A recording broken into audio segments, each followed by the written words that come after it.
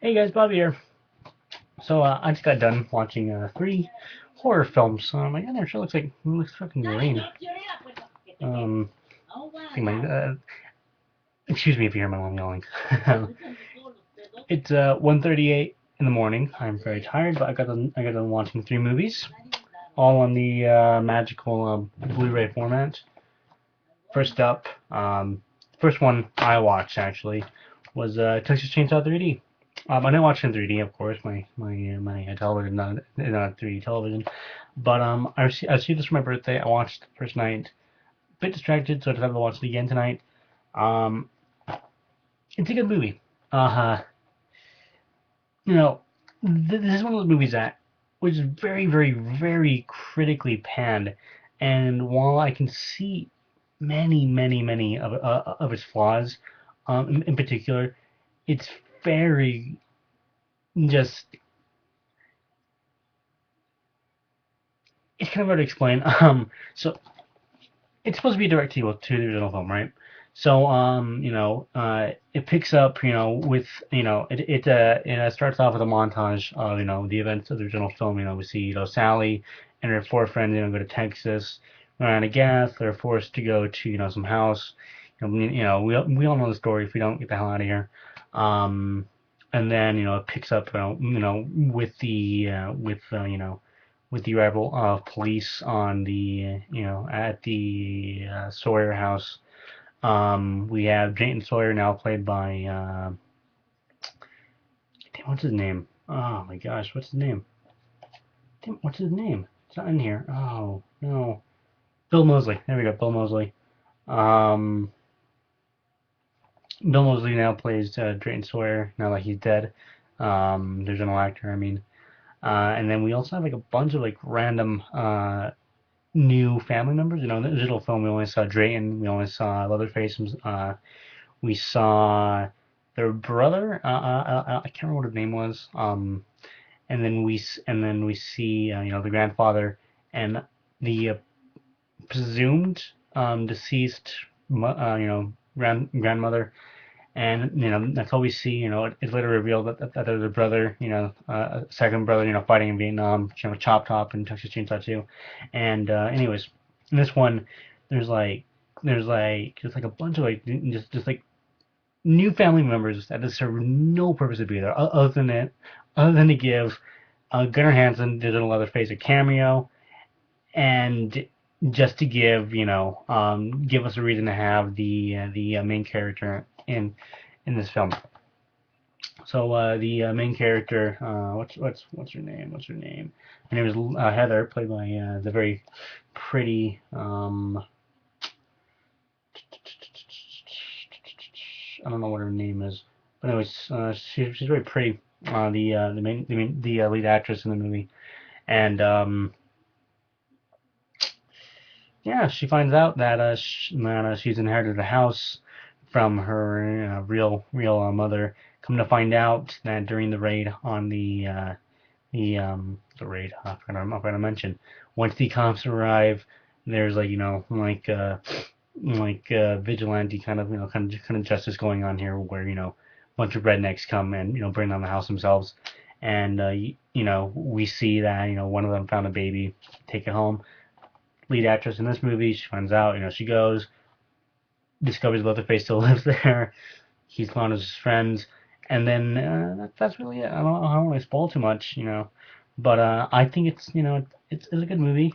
It's barely a step below Texas Chainsaw 2, if you were to ask me. I love Texas Chainsaw 2. I know that's one of those camps divided kind of films, where hardcore Texas Chainsaw films, you either love Texas Chainsaw 2 or they don't like it, you know. And I think Texas Chainsaw 3D is not a bad movie.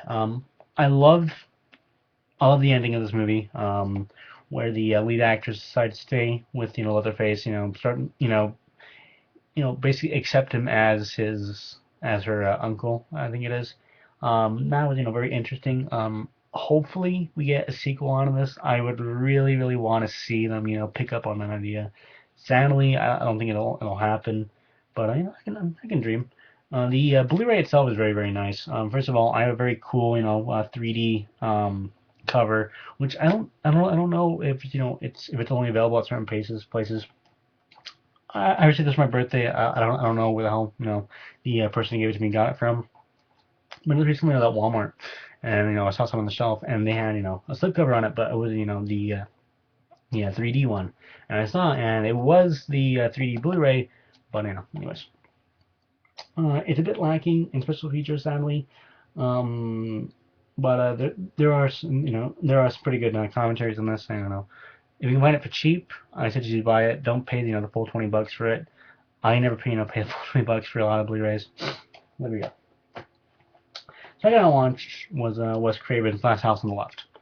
I got this on Fridays.com for $5. Very very good deal. You know, like that a lot. But I have to get one major annoyance out of the way first.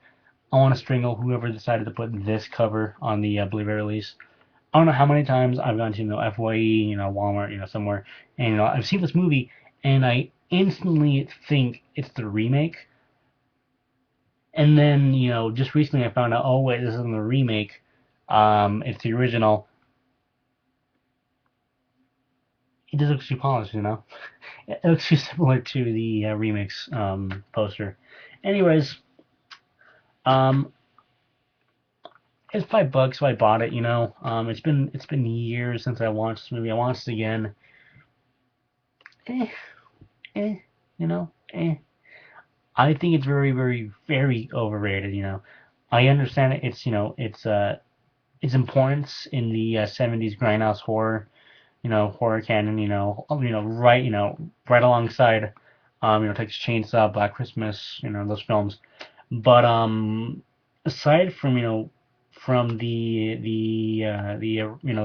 raping killing sequence and the final battle between the killers and family, I didn't think it was that great. I'm not gonna bother going through a plot description here. I'm gonna say it's about two chicks decide to go to concert, try to score some weed, and that leads them to get raped and killed. The murderers end up staying at the house of one of the girls, and there we go. It's just it starts out as your very basic rape and kill exploitation film, and then it ends as a revenge film. And while I can certainly see its influence, it's not it's not one of those movies. Nah, I'm gonna be watching it. I'll probably watch it in October, but that's just for Halloween. Um, yeah, it's just Um, for whatever reason, I don't really. There's just something about this movie that rubs me the wrong way. At first I thought it was the rape sequence, but then I Spit in Your Grave has an even worse sequence in that film, and I enjoy that one much more than this one. So it's not that. Um, call me a goddamn critic, call me a wannabe, but I think it's just the sloppiness of this film, and that really turns me off. It's very sloppy. It's like all over the place. Okay, so like right after the rape and kill sequence, we get two bumbling cops, straight out of a goddamn comedy film. We got like some weird folk music, playing in the background. We we get some, yeah, it's very sloppy, Um, like like like they always mention this film, right alongside Texas Chainsaw and Black Christmas, as the three early '70s, horror films now later lead on to the granddaddy of them all, Halloween, and it's just not as polished. It's just not as good as Black Christmas and Texas Chainsaw. Black Christmas is very very very atmospheric. It takes a lot of cues from Hitchcock that Carpenter would later employ in Halloween. It's very very suspenseful. We never see the killer. At the end we don't know if the killer was, what's her face's boyfriend or not. We don't know. It's very suspenseful in that one. Texas Chainsaw is very gritty, very, it has like, it feels like you're watching like a very, low budget documentary, and it feels like you're watching filth, basically. Um, you know, yeah, and then this one is just the editing is off, the pacing is off, the story is lackluster. Um, I see its influence, but it's not that great. The Blu-ray itself, believe it or not, it's pretty good. When you consider that this is a 1972 production, the Blu-ray looks very good. It's never ever gonna look as good as as Apocalypse Now or something, on Blu-ray. It was shot cheaply, and it looks like that. But the Blu-ray does recreate its look and feel very very faithfully, and I have to say they packed the hell out of this Blu-ray. They really took advantage of the 50 gig disc they have inside here. So while I'm glad you know I'm glad I own it, simply for the sake of owning it, I'm glad I didn't spend more than $5 on this thing. It'll be one I'll watch on Halloween, and then no other time during the year. So there's that. It's been doing like 12 minutes now. Last one is Living Dead Manchester Moore, aka Let's Sleep the Corpses Lie, aka don't let don't don't leave the window open, aka um French of the Dead, something like that. I don't even know, dude. um, this is a fun movie. So first of all, I have to say I love Blue Underground. They put out some very, very quality Blu-ray releases. I only own two of them, Django and Zombie. But I've bought copies of the New York Ripper, Maniac Cop. They're a lot of fun, and this is no exception. Living Dead in Manchester Morgue, the 1974, um, I think Italian Spanish zombie production that's for whatever reason set in on the outskirts of Manchester. It's I was listening to interview with the lead actor in this, Ray Lovelock, and basically they put together um, a Spanish crew from Spain, an Italian crew, and then they went off to Manchester, filmed the first sequence in this, and then went back and forth between I think Italy and Rome, to shoot different sequences. Very very odd. This came out, during the big boom of Italian, basically Italian grindhouse films, you know. Um, yeah, it's fun to watch movies like this, you know, Manchester Morgue, Children Should Play with Dead Things, Zombie. Just because it's fun to see the zombie film, you know, when it was still very, very young. We all know that I had Living Dead, started it all, and it's just fun to see, directors and writers just really start crafting what we now, know as the modern day zombie film. Nowadays you can't go anywhere without seeing zombies, some form. Next weekend, World War Z is coming out. The Walking Dead is a huge success on television right now. Before that, we saw a big boom in zombie novels. Zombies invaded like every goddamn game out there, and it's just fun to note that the zombie films were still a rarity, even after the huge success of Night of the Living Dead. And this one, um, this one's fun. So basically, it's about Ray Lovelock's character. I think his name is George. Um, he gets his he's on his way somewhere, and he gets his bike muffed up by a girl named Edna. So he has to hitch a ride with her. They go visit her sister.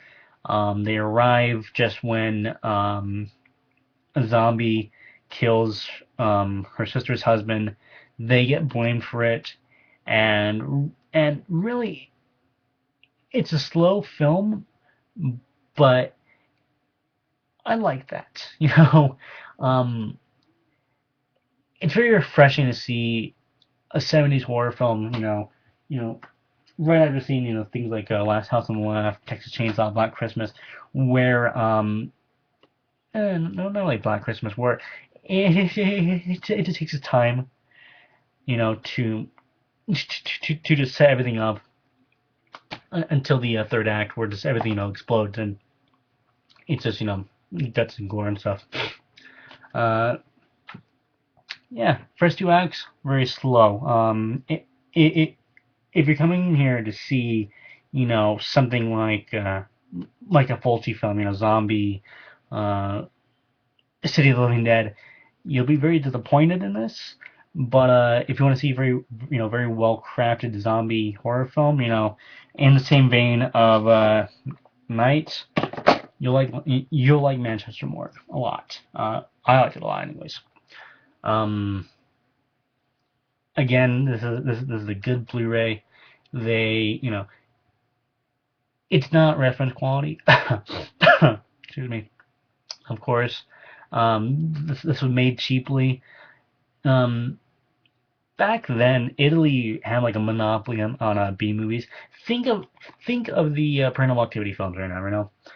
They are made very very cheap, and no matter how it does in the box office, it'll be it will